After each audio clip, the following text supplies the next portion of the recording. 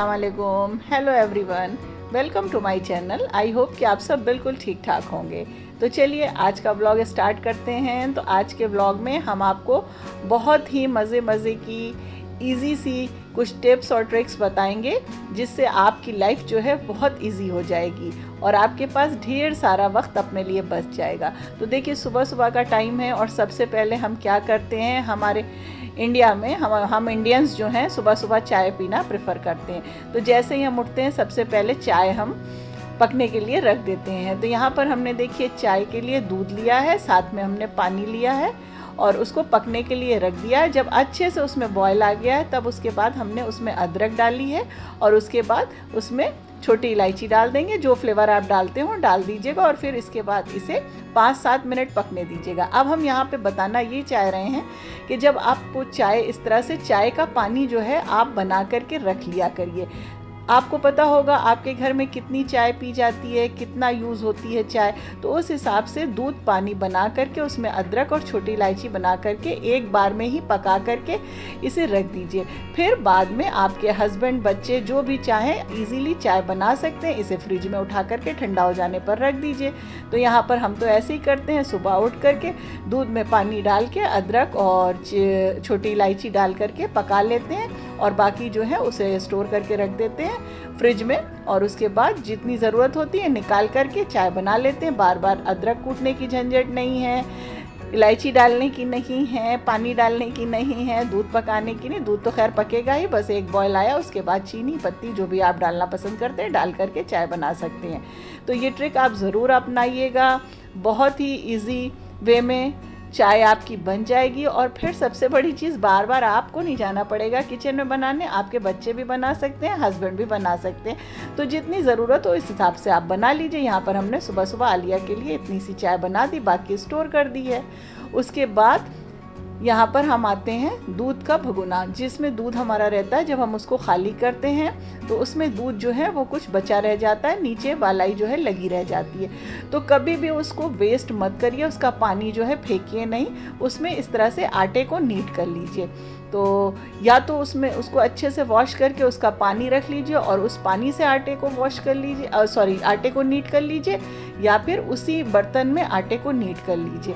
तो सुबह सबसे पहले आप आटा नीट करके रख दिया करिए। थोड़ी देर आटा जब नीट करके रख देते हैं तब आटा जो है उससे जो रोटियां होती हैं बहुत अच्छी बनती हैं। तो इस तरह से सबसे पहले हम सुबह आटा जो है उसको नीट करके रख देते हैं।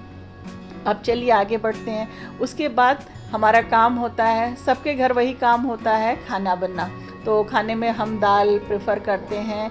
ज़्यादातर घरों में सुबह दाल और बनती है, तो दाल को हमेशा सोख करके रखिए और साथ में उसी के साथ चावल को भी सोख कर दीजिए और चावल हमेशा प्रेशर कुकर में ही बनाइए। चलिए दाल यहाँ पर हम मूंग मसूर की बना रहे हैं, तो हम आपको बता दें बॉयल दाल बॉयल ही की जाती है ज़्यादातर, मसाले वाली तो कम ही बनती है। तो जो भी दाल होती है उसे पहले आप वॉश करके अच्छे से थोड़ा सा घी डाल करके उसे अच्छे से भून लिया करिए। तो यहाँ पर हम मूंग मसूर की दाल बना रहे हैं तो इसे हमने थोड़ा सा घी डाल करके अच्छे से भून लिया। इसी तरह अगर आप अरहर की दाल बनाते हैं, बॉयल दाल जो भी आप बनाते हैं, उसको ऐसे ही पानी नमक हल्दी के साथ मत बॉयल किया करिए, थोड़ा सा घी डाल करके, ऑयल नहीं घी डाल करके अच्छे से भून दिया करिए। उसके बाद देखिए ये रेसिपी भी हम आपको दे रहे हैं। इस दाल में हमने हल्दी डाली है, उसके बाद जब अच्छे से भुन गई है उसके बाद टेस्ट के अकॉर्डिंग कुटी मिर्च डाली है, ज़ीरा डाला है और साथ में इसमें जाएगा नमक टेस्ट के अकॉर्डिंग। और ये जो दाल है ये पाकिस्तानी दाल कहलाती है। आप जो अक्सर यूट्यूब पे जो चैनल्स वगैरह देखते हैं तो उसमें ये दाल अक्सर दिखाते हैं बॉयल उबली दाल बनाने के लिए मूंग मसूर की। साथ में इसमें टमाटर और प्याज कट करके डालिए, लेकिन वो लोग जो हैं सारी एक साथ डाल देते हैं, सारी चीज़ें एक साथ डालकर बस बॉईल करने के लिए रख देते हैं। पर हमने एक आध बार ट्राई की, हमें बिल्कुल अच्छी नहीं लगी, उसमें अजीब सी हीक आती रहती है। तो इस तरह भून करके बनाते हैं तो बहुत बढ़िया दाल बनती है। लेकिन हाँ, इसको हम खुले में बनाएंगे, यानी इसमें विसिल नहीं लगाएंगे प्रेशर कुकर में। तो इसके लिए जब आप इसको कवर करिए ना, तो जो प्रेशर कुकर का जो ढक्कन होता है, जो लिड होता है, उससे मत किया करिए। इस तरह किसी ढक्कन या प्लेट से लिड से कवर कीजिए, क्योंकि जब आप उसको प्रेशर कुकर के जो कवर लिड होती है उससे जब आप ढकेंगे बिना प्रेशर लगाए ऊपर से ढक देते हैं तो उसका गास्केट जो होता है वो लूज़ हो जाता है। तो ये देखिए इस तरह से हमारी दाल अच्छे से पक गई है। बस लो फ्लेम पे हमने पकने के लिए रख दिया था, बीच बीच में चला दिया है, दाल अच्छे से पक गई। इसका छौंक बना लेते हैं, बहुत सारा लहसुन, ज़ीरा, और ये देखिए जो हरी मिर्च हम रखते हैं उसमें कुछ मिर्चें लाल हो जाती हैं, तो उसको ऐसे ही रख करके ड्राई कर लिया करिए। किचन में किसी भी बास्केट में रख दीजिए, वो ड्राई हो जाएगी। उससे हमने इसका छौंक बना दिया है। अब आइए नेक्स्ट स्टेप पे। यहाँ पे हमने लौकी की सब्ज़ी बनाई थी, आधी लौकी बच गई थी, तो इसको इस तरह से क्लिंग रैप से कवर करके ऊपर का जो पोर्शन होता है जिधर कट करते हैं इस तरह से कवर करके रख दीजिए। कोई भी सब्ज़ी जब बच जाती है तो शॉपर बैग में डालने से अच्छा उसे आप इस तरह से क्लिंग रैप में रैप करके रख दीजिए फ्रिज में। सब्ज़ी, फ्रूट्स जो भी रहेगा काफ़ी दिनों तक चलेगा और फ्रेश रहेगा। इसके बाद हमारा यहाँ पे काम जब किचन का ख़त्म हो जाता है, रोज़ का हमारा ये स्केड्यूल है। जैसे ही हम अपने किचन का काम फिनिश करते हैं तो हमारा ये जो किचन है ये ओपन है, तो यहाँ पर जो ऊपर हमारे जितने भी कंटेनर रखे हैं वो ग्रीसी हो जाते हैं। तो हम रोज़ का रोज़ हैंड टू हैंड, यहाँ पर हमने थोड़ा सा पानी लिया, उसमें डिश सोप डाला है जिससे हम बर्तन धोते हैं, और एक हाथ उसको सारे डब्बों को जितने भी कंटेनर होते हैं इस तरह से वॉश कर देते हैं ऊपर से।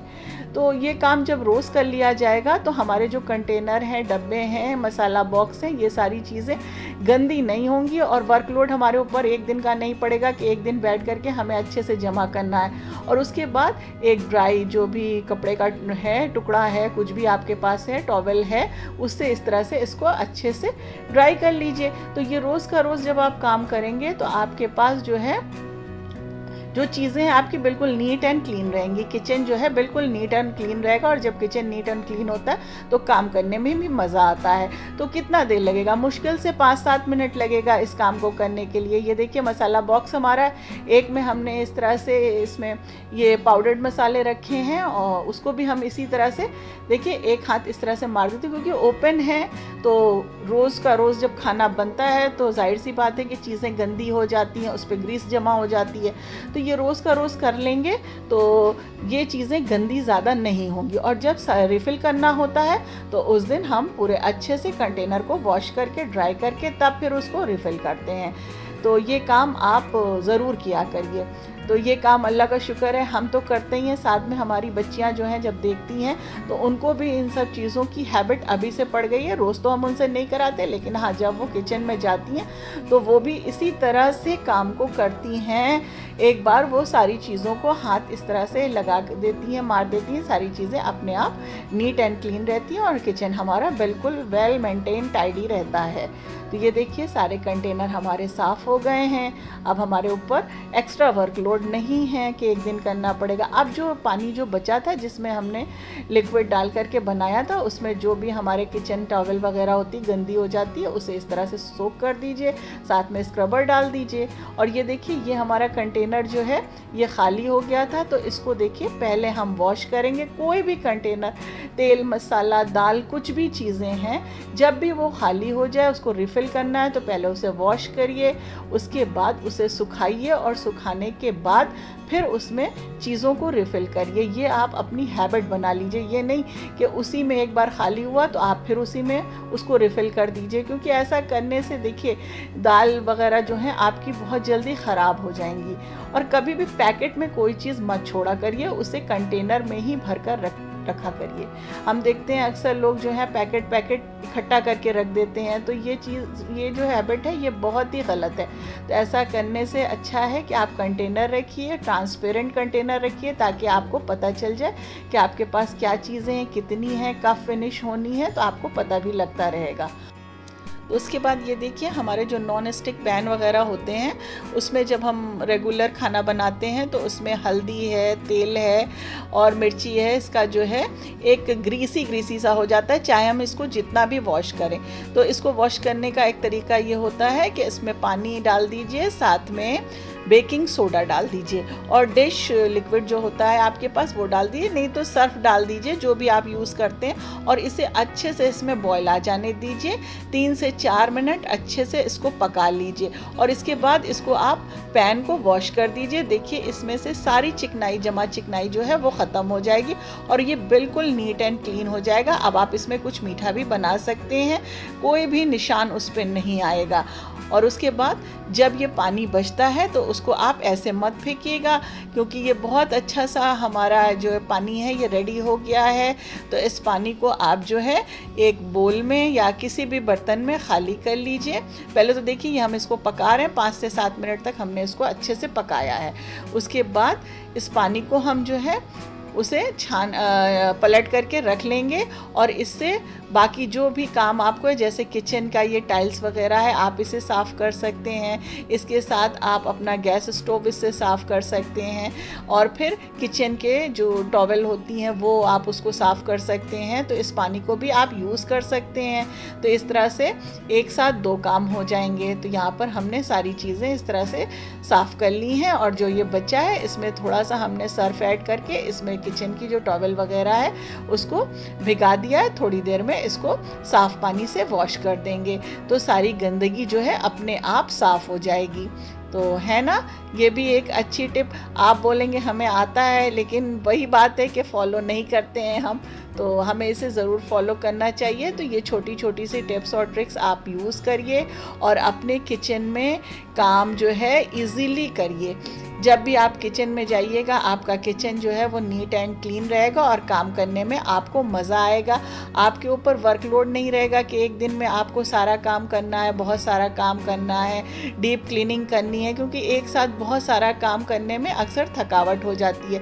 तो मुश्किल से 5-10 मिनट का टाइम निकाल करके आप ये काम किया करिए। तो आई होप कि आपको आज का व्लॉग पसंद आया होगा। तो लाइक, शेयर और सब्सक्राइब ज़रूर करिएगा। दुआओं में याद रखिएगा।